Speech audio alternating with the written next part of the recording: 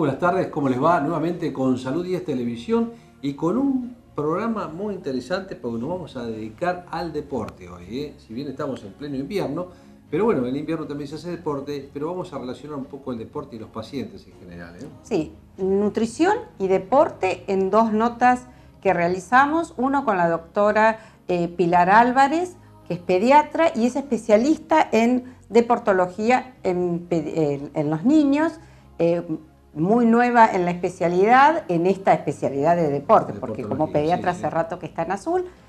Bueno, esto de cómo orientamos a los papás, cómo hacer el deporte, qué medidas hay que tomar para ver si un chico está capacitado o no para empezar a hacer una actividad física. Una nota muy interesante. El doctor Martín Borra nos va a hablar un poco de lo que es la rehabilitación en general y específicamente los pacientes que tienen alguna discapacidad y cómo se incorporan al deporte. Y además nos va a hablar de un proyecto que se está realizando en nuestro medio, que es un centro de rehabilitación que está llevando a cabo junto con otras personas que no solamente son médicos, sino que también son empresarios que van a armar este centro de rehabilitación. Realmente un emprendimiento que va a capacitar a Azul de algo que faltaba, si bien tenemos un gran hospital con un centro de rehabilitación, pero que no da abasto para abastecer a la ciudad y a las ciudades aledañas donde todos vienen al querido hospital Pinto. Exactamente. También hicimos una nota desde lo nutricional con una colega, con Elizabeth Claudepierre, donde esto de cuál es la dieta adaptada a cada uno de los deportes, teniendo en cuenta lo individual precisamente. Hablamos un poco de las comidas, de los suplementos, así que empezamos.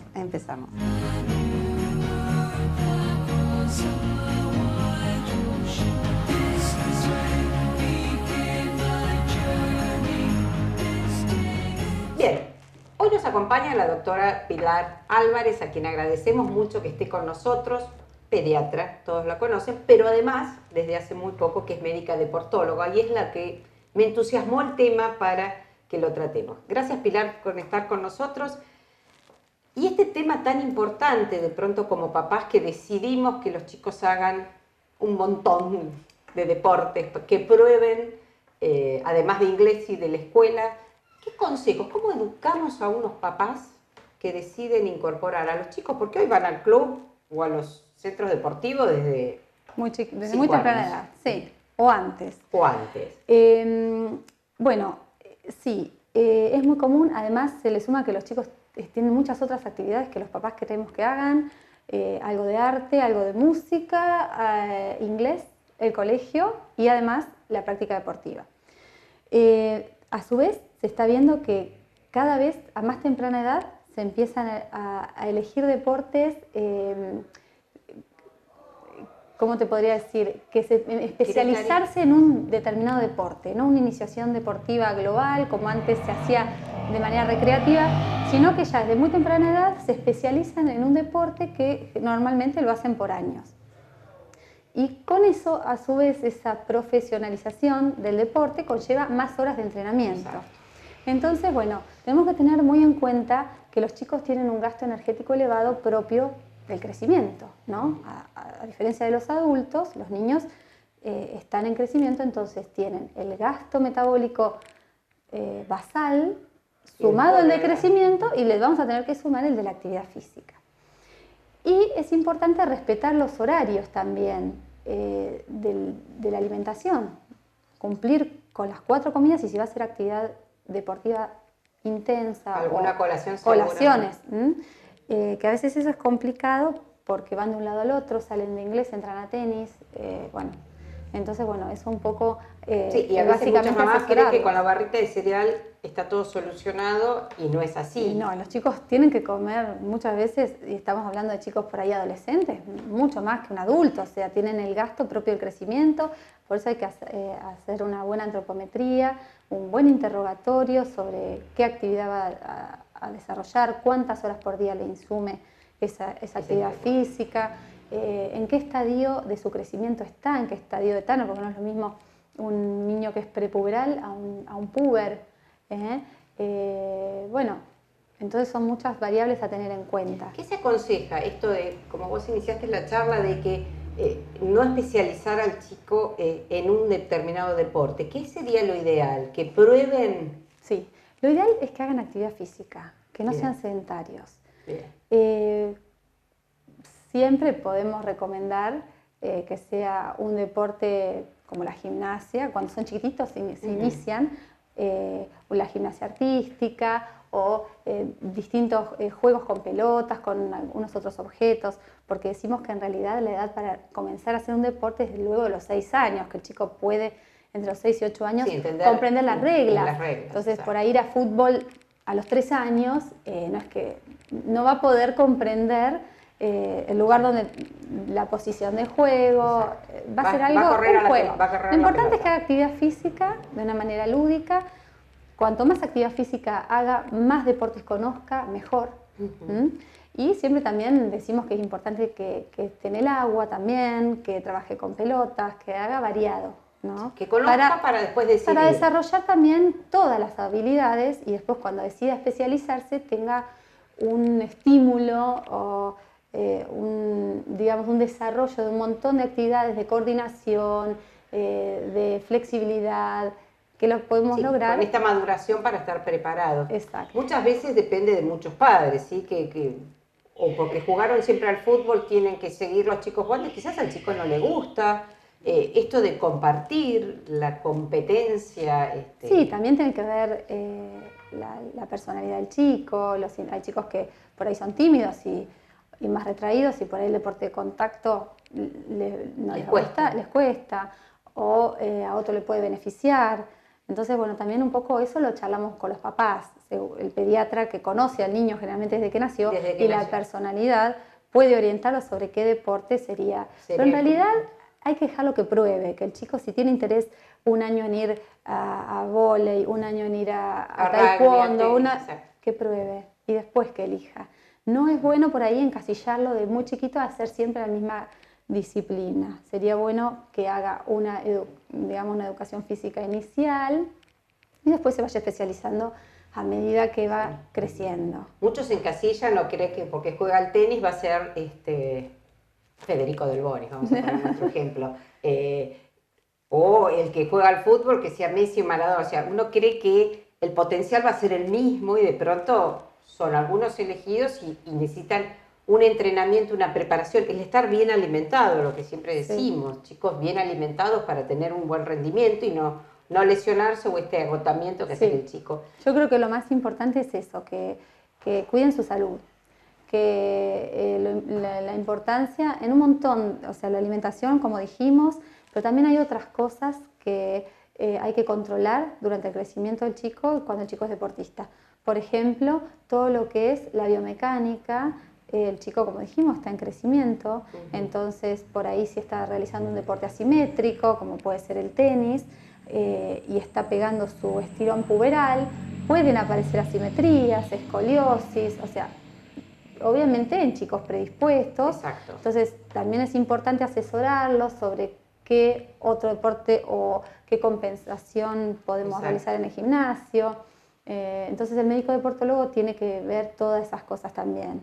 Que también las ve el pediatra, pero más en detalle por ahí un deportólogo. El deportólogo está más el hecho de hacer todo lo que es la antropometría, o sea, utilizar un montón de herramientas en el consultorio para la medición, no solamente el peso y la talla, sino los pliegues, y de pronto ir sacando cálculos que de pronto el pediatra en la consulta habitual no llega a hacer ese despliegue de tanto. Pero qué importante que los papás entiendan de que estamos formando un adulto sano y somos responsables.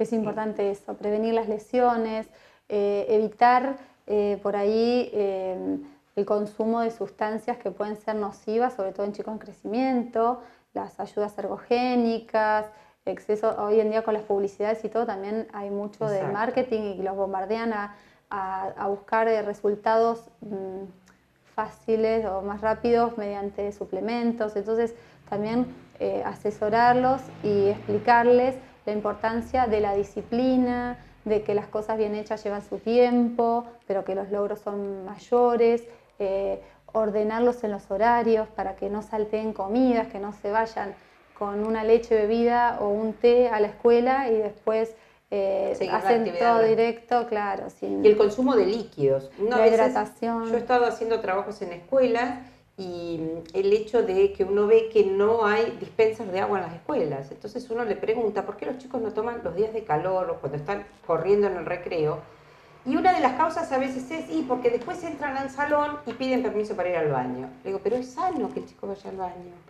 Claro. O sea, obligarlos a que antes y después de la actividad física deberían todos tener la obligación de llevar su botellita de agua. Sí. No jugo, agua. Agua, sí. Pero, y además, teniendo en cuenta que los chicos, por la edad, regulan la temperatura de una manera menor que el adulto. O sea, entonces tienden más a la deshidratación, a los golpes de calor. Entonces, en chicos por ahí deportistas que ya juegan torneos, porque ya hay chicos que empiezan a competir. Entonces, bueno, asesorarlos también muy bien en lo que tienen que consumir antes de jugar un partido, luego de jugar un partido, la cantidad de líquidos que deben consumir antes, durante y después de la competencia. Eso es fundamental. Y la verdad que muchas veces están solitos, hay deportes, por ejemplo, los deportes individuales, la natación, el tenis, que ellos van solitos y por ahí las competencias duran todo un día, si son torneos, entonces darles herramientas a ellos también, a los papás, pero a ellos mismos, porque la verdad que los chicos te sorprenden y les gustan y hacen mucho caso a los médicos, a lo que les recomiendan. Y el problema es que de pronto a veces el chico se cansó porque tampoco obtiene un beneficio de sentirse bien. Y quizás es porque está mal hidratado, mal alimentado, está cansado. Sí, tan las horas de sueño que las 8 horas de sueño que el chico necesita, porque a todo esto le sumamos la computadora. Sí, tal cual, el teléfono. El jueguito. Entonces, de pronto, esta cuestión de que 8 horas deberían estar durmiendo todos los chicos. Y creo que la mayoría no lo cumplen. No cumplen las 6 horas, creo, me arriesgo a decir, las 6 horas de lunes a viernes. Quizás lo duerman el fin de semana. Pilar, te agradezco muchísimo, creo que es un tema que va a dar para hablar y tema que en la próxima vez a tratar, los horarios de educación física en las escuelas. Un tema que vamos a tener que charlarlo especialmente porque uno ve esto que decimos. Además de la escuela, los horarios de gimnasia en horario donde el chico no alcanza a comer, no alcanza a trasladarse o a la pista o a la escuela y realmente hay estragos con el rendimiento y con la hidratación y la alimentación. Pero nos acaba el tiempo, así que gracias Pilar. Gracias, Marcela. Y seguimos en Salud 10. Tenemos hoy la presencia de un médico especialista en fisiatría, que es el doctor Martín Borra, y hoy vamos a hablar, como estamos abordando temas de deporte y salud fundamentalmente, el tema de discapacidad y deporte. Martín, gracias nuevamente por estar con nosotros en Salud 10. Y bueno, hoy nos invita un poco al tema deportivo. Y como vos estás en todo este tema de fisiatría, rehabilitación, queremos que nos comentes un poco de cómo puede llegar el paciente que tiene una discapacidad a involucrarse en la parte deportiva. Bueno, la verdad que es un tema apasionante y a veces uno cuando está atendiendo al paciente y reflexiona 2 minutos y sobre la realidad de una persona con discapacidad que en una silla de ruedas por ahí se acerca al arroyo, se sube a un bote y entrena en un kayak y después va a competir a otra ciudad o a otro país, o como en el caso de Lucas Díaz en Olavarría, llega a ser un deportista olímpico y compite representando al país. La verdad que se nos llena un poco el pecho, ¿no? Por lo emocionante que es, el gran esfuerzo extra que requiere y el apoyo de muchos profesionales para que esos pacientes estén bien. ¿Y se puede? Sí, se puede. Sí, está cada vez más demostrado que se puede y la inserción es muy linda, es bastante simple y cada vez está sucediendo más. Que hemos visto hace días en Wimbledon también, Sí, un argentino llegó a la final fantástico. En silla de ruedas en tenis, ¿no? Sí, 2 finales, ¿no? Juvenil y discapacidad. Es fantástico. La verdad que no es fácil que los pacientes lo acepten al principio, pero una vez que lo prueban, se nota que se apasionan rápidamente. El tema me parece a mí que está el sugerir la actividad justa. Ahí está. El estímulo. Sí, y con esa dificultad habitualmente motriz que tiene el paciente, ¿qué deporte sería el óptimo? Sí, sí. Porque muchas veces tenemos que tener en cuenta que el deporte puede producir patología en una persona con discapacidad. Exacto, sí, sí, por supuesto. El caso de Lucas, por ejemplo, que él tiene una paraplegia, o sea, tiene una parálisis blanda de las dos piernas, o él tiene con espasticidad dura, pero le permite desarrollarse en el kayak de manera fantástica como deportista. Y bueno, llegó a ser un deportista olímpico. Lo conozco a Lucas también como paciente y ya le he ofrecido de invitarlo un día a que nos dé una charla y que nos comente toda su trayectoria que ha tenido desde el punto de vista deportivo y bueno, esta experiencia sin duda tan importante que haber participado en un Juego Olímpico, ¿no? Sí, Sí. es algo fantástico. Muy lindo. Nosotros tenemos de Olavarría 3 pacientes en este momento que están haciendo kayak Ujú. en el mismo lugar que Lucas. Y están fanatizados. Realmente se les abre un mundo, así que es buenísimo, Muy nos lindo. encanta. Martín, te cambio un poquito de tema. Ustedes están están organizando y están desarrollando un centro de rehabilitación en nuestra ciudad. Contame un poquito cómo va este proyecto y de qué se trata, para que un poco la gente esté ya interiorizándose sobre el tema. Bueno, la verdad que esto comenzó como un proyecto en el verano. Eh, 2 empresarios me hicieron la propuesta de que me hiciera cargo de la dirección de un centro de rehabilitación acá en Azul, viendo que no había ningún desarrollo en el ámbito privado. Y bueno, después de varias conversaciones, yo acepté la propuesta, estoy muy contento y muy enfocado en el tema. Estamos en obra en este momento, estamos construyendo el centro o refaccionando lo que va a ser el centro. Estoy también contento por eso, porque la verdad que va a quedar, por lo que estoy viendo, va a quedar muy bien, va a ser un lugar cómodo, amplio. Qué importante porque realmente es muy necesario y uno parece a veces que el hospital absorbe todo, pero a veces el hospital tiene muchísima demanda en todo esto y creo que es fundamental tener un centro de rehabilitación que si bien va a estar ubicado en Azul, pero va a acaparar zonas aledañas sin ninguna duda. Sí, el objetivo es ofrecer el servicio en otras ciudades también. Ojalá que nos vaya bien con eso. Y la idea, bueno, es que con el tiempo podamos armar un grupo humano de trabajo fuerte, que podamos tener un equipo bien capacitado. Eh, Vamos a apuntar mucho a tener un programa de capacitación permanente de los profesionales y lo más importante es poder brindar un servicio integral. O sea, vamos a tratar de llegar a la máxima cantidad de patologías que la rehabilitación puede brindar servicio, incluidas las cardiovasculares, las respiratorias, las reumatológicas, no ir, como a veces por ahí tenemos la tendencia de hacer solo neurorehabilitación, sino tratar de ampliar el horizonte y tener un equipo humano bien formado y bien afianzado para brindar un servicio integral a toda la comunidad. Sí, sí. Bueno, Sí. desde acá te brindamos un espacio para que incluso no solamente vos, sino el personal que esté trabajando en este proyecto o que va a trabajar en este centro de rehabilitación pueda participar digamos, de charlas que pueda brindar para que la gente entienda, para que la gente se informe y que existe esto acá y que se va a llevar a cabo para que todos estemos en nuestra ciudad sabiendo que existe este centro de rehabilitación y que creo que va a ser muy, muy importante. Bueno, yo te agradezco muchísimo el espacio, seguramente que lo vamos a tener en cuenta y vamos a participar. Y sí, me parece que es fundamental que el paciente sepa que cuenta con una institución que eh, le puede dar una mano en tener una mejor calidad de vida o en resolver del todo un problema a veces, ¿no? Sí, sí, sí. A la par del centro de rehabilitación, vamos a generar un espacio que es poco conocido, que es un centro de día.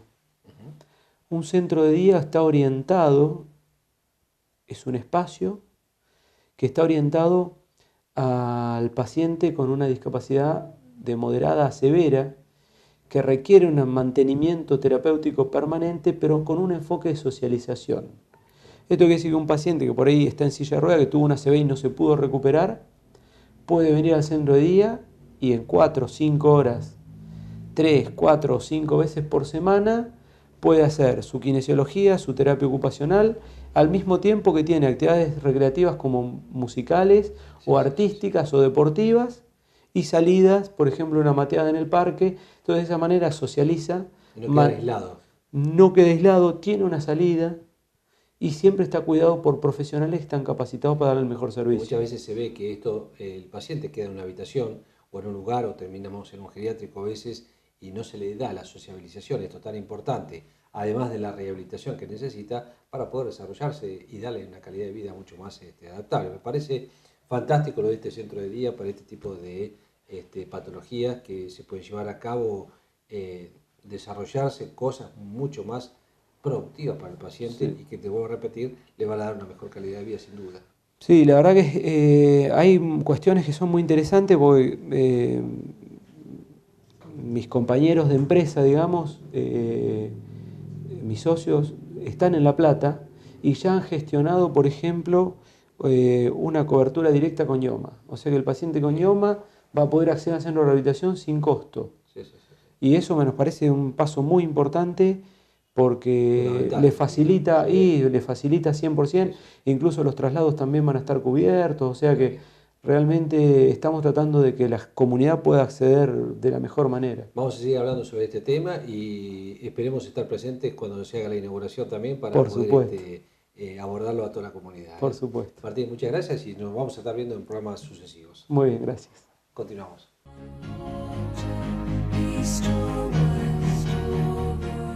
Bien, como anunciamos al principio del programa, hoy nos acompaña una colega, Elizabeth Claudio Piera, a quien agradezco que esté con nosotros. Y estábamos pensando, charlando siempre de qué temas para hacer educación alimentaria y bueno, vamos a enfocarnos al deportista. Esta disciplina, esta conducta, esto que debe saber realmente el deportista para empezar a hacer algo, además de lo deportista, del deporte que decida, cómo acompañar la nutrición que es tan importante en el camino de un deportista y por eso lo vamos a charlar con Eli. Bueno, Eli, ¿qué hacemos? Decidimos hacer un deporte. Sí. ¿Qué hacemos? Bueno, nos ordenamos. Vamos a ver en qué horarios vamos a practicar esa actividad, qué tipo de actividad, cuánto tiempo le vamos a dedicar en la semana, es importante la frecuencia, la intensidad, si tenemos una historia o no de deporte, o es la primera vez que empezamos, somos nuevos, porque está muy de moda cuando los chicos ya son más grandes, cuando disponemos de tiempo, cuando quizás el cuerpo lo pide, que pide forma o que pide hábitos o los análisis salieron mal. O por imitación, porque alguien va y decide empezar a hacer algo. Sí, sí, la bicicleta es muy común, que empiecen para hacer algo los fines de semana. Bueno, cuando uno toma la decisión de iniciarse en esta nueva vida, es importante tener en cuenta que la alimentación no es algo ocasional o algo más, sino que es como un entrenamiento invisible, como también es el sueño. Entonces, si queremos que nuestro cuerpo rinda y si queremos mejorar nuestra práctica deportiva, tenemos que prestarle atención a la alimentación. Algo que veo que es muy común es que el deportista lo que primero corre es la alimentación, no el deportista, sino el amateur. Exacto. Ese aficionado, esa persona que quiere hacerlo como hobby. Porque a veces el horario que dispone para hacer esto es al mediodía. Entonces sale de trabajar, se cambia, se pone toda la ropa, la indumentaria y ¿sube al gimnasio o al gimnasio o agarra la bici o sale a correr, descuidando total como a la vuelta, ¿no? Entonces quizás desayunó o tomó unos mates y comió unas galletitas y salió a correr. Nosotros tenemos que entender que ese tiempo que tenemos para dedicarle a una actividad es muy importante porque se lo estamos quitando a otra cosa, a descansar, a estar con la familia, quizás a hacer las compras o a mirar un rato tele o a comer. Entonces esa práctica que vamos a hacer no va a ser de buena calidad porque ya nuestro cuerpo está sin energía, sin combustible. Entonces, si vamos a decidir hacerlo en el horario del almuerzo, tendríamos que hacer una comida a las 11 de la mañana. Y a veces lo que uno trata de hacer es ver cómo nos adaptamos. En el consultorio lo que nosotros hacemos no es exigirles que coman, sino ver un poco cómo es la vida, cuál es el tiempo que tiene para hacer esa práctica y bueno, y nosotros nos adaptamos a ellos, no ellos a nosotros, y tratamos de negociar. Lo mismo lo que va a comer después, lo que va a comer a la tarde, lo que va a comer a la noche, si es que al día siguiente pretende hacer otra actividad, o la misma, o cambiar el ritmo, o aumentar la distancia. Depende siempre de qué tipo de deporte estemos hablando, ¿sí? Bien. Supongamos, para que la gente entienda, ¿por qué tengo que tener esta reserva? El glucógeno. Ya muchos saben lo que es el glucógeno. El glucógeno es el combustible por excelencia del músculo y después vendrían las grasas, ¿no? Pero primero vamos a consumir la glucemia, después se activa para que podamos usar el glucógeno, esa reserva muscular, y también vamos a tocar un poco de tejido adiposo, pero el tejido adiposo es mínimo, depende del tiempo que vamos a, que vaya a hacer deporte. a practicar la actividad. Por eso es importante comer. Es importantísimo comer. Por las lesiones y por el agotamiento. De pronto mucha gente uno ve que empezó con unos bríos bárbaros y a la semana dice estoy muerto de cansado. Y de pronto no es por la actividad, sino porque no le está rindiendo por lo ese que está desorden, comiendo. Porque están muy desordenados, es muy común eso. Entonces cuando viene al consultorio lo que se habla es eso, a ver a qué hora se levanta, qué es lo que desayuna, qué hace durante la mañana, si está en una oficina o quizás si está más activo, cuál es el tiempo que tiene destinado a comer, en qué horario piensa almorzar, o si tiene un momento, una pausa durante la mañana para hacer una comida ahí, para después poder esperar un rato e ir a hacer el entrenamiento. ¿Qué le podemos sugerir? Que coma este empleado que sale a las 12, se va a correr 1 hora, hace kilómetros y tiene la opción de hacer una colación. Y a las 11 de la mañana sería una colación, por ejemplo, un sándwich de jamón y queso. La gente cree que no puede comer sándwich. Totalmente, necesitamos los carbohidratos. Hay muchas modas, ¿sí? Están las dietas alcalinas, están las dietas gluten free, están las cetogénicas, donde no consumen 0 carbos, ¿sí? Y está muy desinformada muchas veces. Viene el paciente y lo tenés que agarrar de cero. Buscar lo más fácil, que no es lo ideal. O quizás lo lee en estos sitios de internet que hasta hace un rato hablábamos y en lugar de informarse se desinforman. Exacto. Y entonces llevan el cuerpo a una situación de estrés físico y además nutricional, donde están más expuestos a riesgos de lesiones, a la fatiga, al agotamiento, a que la actividad con el tiempo no resulte placentera. No, al contrario, en lugar de liberar endorfinas uno libera más cortisol porque termina estresándose. Severa, esas jaquecas, las migrañas del corredor que de pronto no tuvo en cuenta qué comer. Ni la hidratación también. Y la hidratación, por supuesto. El sodio. Sí, que muchos creen que solucionan todo con estas bebidas deportivas, Ni hablar. que no son las más indicadas para cualquiera. No, o después vienen y te piden un suplemento porque dicen no rindo. Y el suplemento no es para todo el mundo, el suplemento es para determinadas situaciones donde uno realmente, por ejemplo, un triatleta que entrena doble turno, o estos chicos que hacen Ironman, que ese tipo de carreras de fondos, de resistencia, de ultrarresistencia, o los ultramaratonistas, pero no es para cualquiera, o deportistas más aficionados, más profesionales, que entrenan doble turno, que tienen un gimnasio a la mañana, a la tarde tienen pileta, o que tienen... sí, que están dedicados a esto como una profesión, llamémosle así. Y además, en otras oportunidades hemos tomado este tema de la cuestión de los suplementos, las proteínas que consumen en muchos de los gimnasios, indicados por los mismos entrenadores. Por entrenadores, por compañeros, ya sea en clubes, en gimnasios, en la calle. Que se encuentran con alguien que toma y que lo ven que está o más grosso o que está corriendo más rápido o que ganó una carrera o corriendo varias pruebas y le va bárbaro. Entonces, quizás no se dan cuenta de que hay un entrenamiento previo y que Ganó hay por un entrenamiento, no por totalmente, tomar un suplemento o un todos los entrenamiento días. por una disciplina, porque quizás tome ese suplemento porque está entrenando Exacto. mucho más.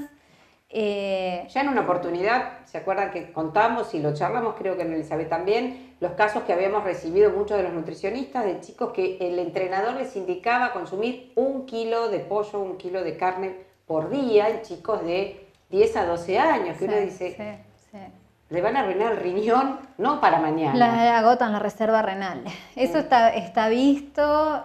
Bueno, de hecho yo también trabajo en un centro de diálisis donde se ven cada vez más enfermedades renales. Sí, hay una estadística y bueno, quizás ni siquiera le piden un laboratorio o se hacen un chequeo médico previo para saber si lo pueden tomar. O también adaptarlo a la dieta, porque generalmente la gente es muy carnívora. En Argentina se come mucha carne, entonces las proteínas están en excesos. Y si yo como más proteína, no voy a hacer más músculo. Voy a transformar todo eso en urea y lo voy a terminar excretando por mis riñones. Entonces voy a tener más desechos y obviamente voy a estar más intoxicado. No va a ser más músculo, no es esa ecuación, más proteínas consumo, más músculos hago. Depende de un entrenamiento, estar bien entrenados también es importante, porque quizás mi entrenamiento ya no genera un estímulo. Exacto. Es el estímulo, es el consumo de calorías, es el consumo de los macronutrientes bien armados. Los tres, hidratos de carbono, proteínas y grasas. Hay que hacer una buena combinación. Y si uno quiere marcarse o definirse, no bajar los carbos, ¿sí? Porque si no voy a hacer un entrenamiento de mala calidad, tengo que bajar las grasas. Las proteínas no se tocan, va a depender mucho del tipo de actividad que uno practique, porque hay una cantidad de proteínas según la disciplina, por kilo de peso corporal, que hay que ver si hay que corregirlo o no, hay que ver el porcentaje de grasa que tiene, todo se hace bien desarrollado el deporte, si es que el paciente lo que busca es mejorar su rendimiento, si simplemente quiere venir y poder llegar a la meta, hacer un tiempo razonable, o sea, sus objetivos son más, o sus pretensiones son más normales, o si es más exigente. Entonces uno lo que va haciendo es adaptándose a ver cuáles son las metas. Bueno, realmente creo que fue muy claro, Elizabeth, decir, si llegar a hablar o sea, mucha gente por ahí pide la dieta para, creyendo que todas las dietas son iguales y que cada uno va a poder hacer el deporte y va a comer lo mismo. Estas pautas de educación alimentaria, así como es al no deportista, en el deportista lo mismo, o en el que se inicia en ir 2 veces a la semana o 3 al gimnasio, o decide ir caminando al trabajo porque necesita empezar a moverse, es importante alimentarse. Todo el organismo se alimenta cuando nosotros comemos y entonces armamos un metabolismo coherente y no gastamos para desnutrirnos, sino que tenemos que hacer la compensación. Recuerde lo que decimos siempre, las leyes de la alimentación es cantidad, calidad, armonía y adecuación a lo que voy a hacer. Creo que desde la época de Escudero, desde hace unos cuantos años, la cultura de aprender a comer es para todos igual. Así que, Elizabeth, muchísimas gracias por estar con nosotros. Seguiremos con este tema seguro y seguimos en Salud 10.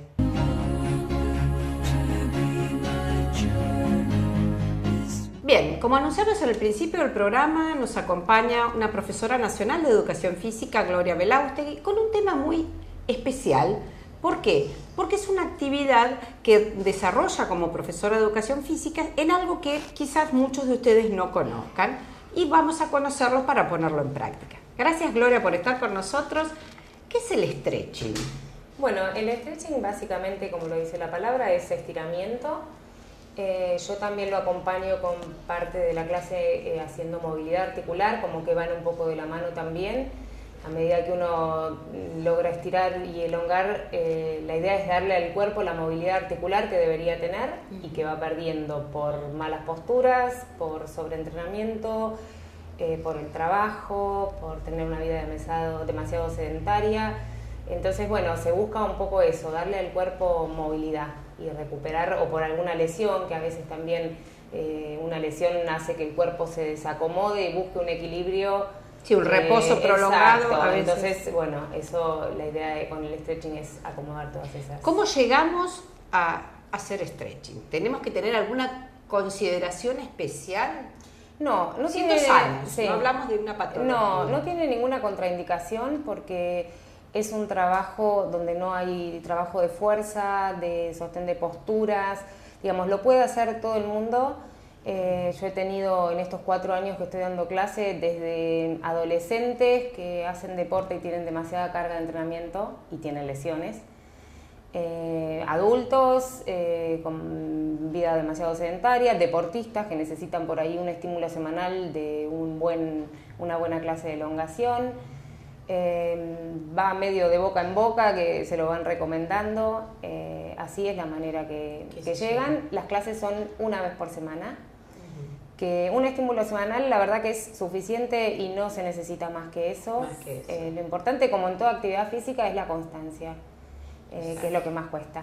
Pero si uno hace una vez por semana stretching y después complementa con cualquier otra actividad, salir a caminar, bicicleta, lo que sea, es suficiente, no se necesita más.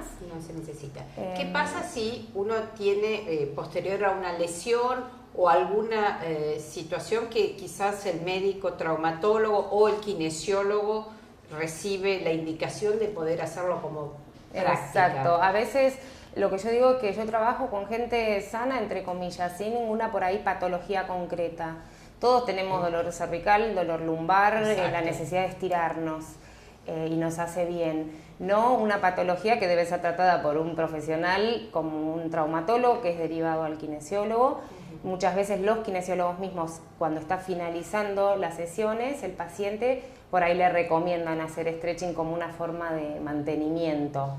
Entonces ellos se aseguran de que esa persona que ya está recuperada pueda seguir haciendo alguna actividad para compensar. Supongamos que uno tiene esto que vos decías, esta cuestión postural de que hacemos mal uso de toda la tecnología, los celulares, las computadoras, el no apoyar bien los brazos, las sillas.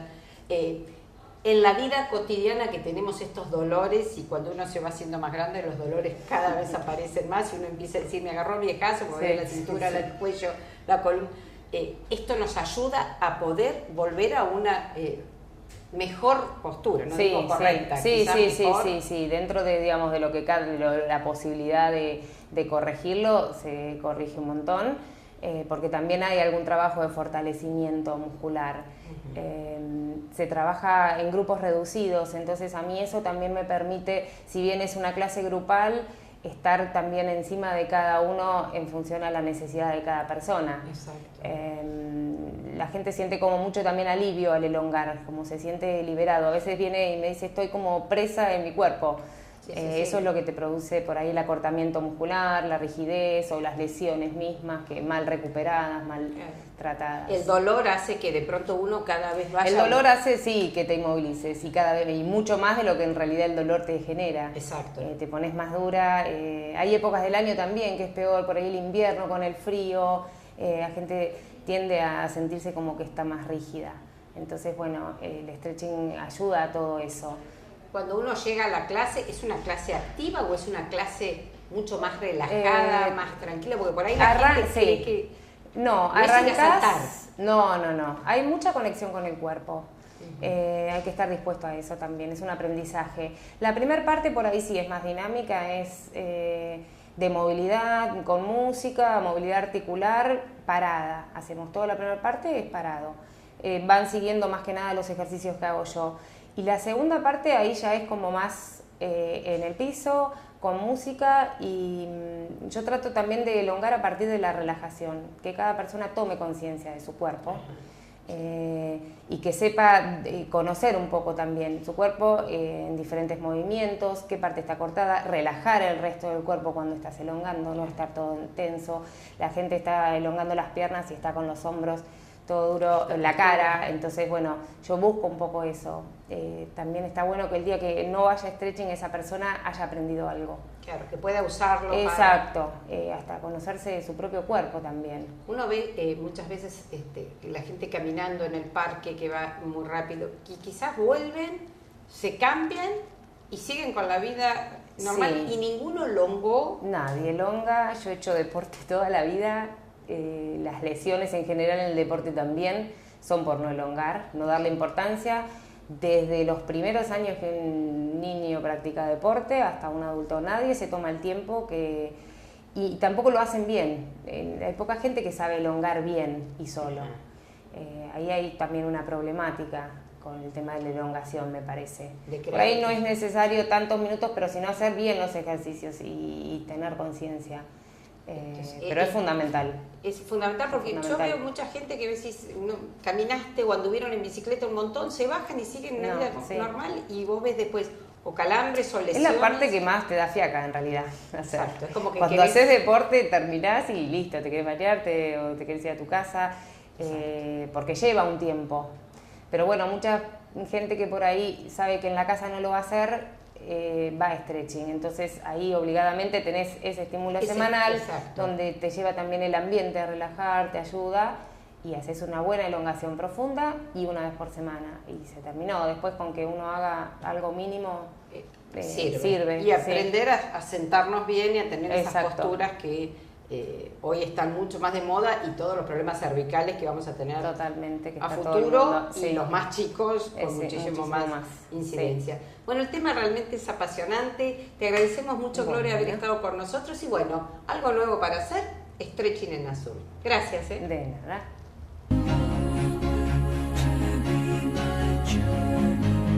Bueno, Marcela, llegamos al final, un poco de deporte, un poco de nutrición y fundamentalmente lo que más queríamos presentarle a ustedes, todo lo que se puede hacer dentro del deporte y la salud que era visto desde diferentes puntos de vista. Y con los niños, que era un tema que quizás no teníamos la capacitación de un profesional que se dedique a nutrición, deporte en pediatría. Así que fundamental la labor que va a empezar a desempeñar la doctora Pilar Álvarez. Con Médica Deportiva. Exacto. Estuvimos con el doctor Martín Borra, que es fisiatra, que nos explicó un poco la incorporación específicamente de los pacientes con discapacidad y el deporte y la nueva creación de un centro de rehabilitación privado en nuestro medio. Bien, y con mi colega, con Elizabeth, que sabe mucho de esto de deporte, así que bueno, estuvimos charlando. Todo deporte, no tenemos excusas para decir, vamos a hacer algo, vamos a dedicarnos a hacer, aunque más no sea una caminata diaria. Que exactamente, porque la actividad física junto con la dieta son cosas fundamentales, y tomar líquido, cosas fundamentales para una buena salud. Así que bien. Nos vamos a ver en 7 días y acuérdense que en 7 días vamos a hablar de patologías respiratorias, también desde puntos de vista diferentes, así que los esperamos en 7 días, como siempre, con Salud 10 Televisión, a las 21 horas los días lunes. Gracias por acompañarnos, nos vemos.